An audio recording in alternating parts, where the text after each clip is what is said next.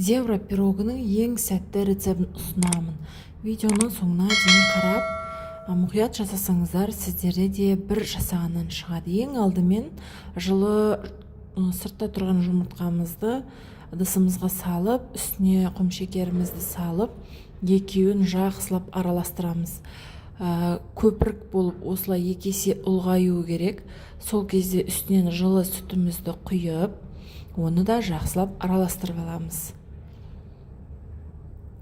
Енді оның үстіне еріп тұрған сары майымызды саламыз.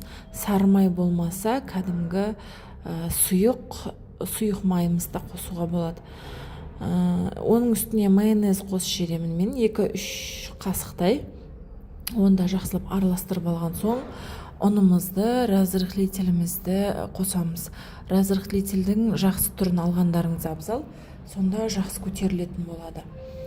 Екіге бөліп, ұнымды жақсылап салып алып, барлығын бір келкі болғанша араластырып аламын.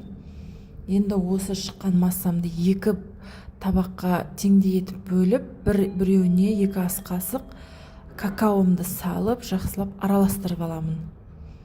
Осымен қамырымыз дайын. Енді осыны ыдысымызға 2 ас қасықтан кезек-кезек сала отыра, зебра сияқты қылып шығарып аламыз. Енді осы салынған ыдысымызды тағы 10-15 минут қоя тұруымыз керек. Сонда разрыхлителіміз жұмыс жасап кішкене көтеріледі.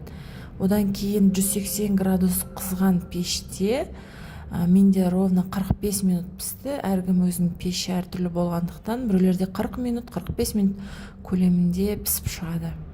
Осымен пирогымыз дайын. Жұмсақ, әп-әдемі болып шығады. Отбасыларыңызға жасап, қуантып, балаларыңызды қуантыңыздар. Сіздермен болған сандуғаш менің каналыма жазылып, лайк басуды ұмытпаңыздар.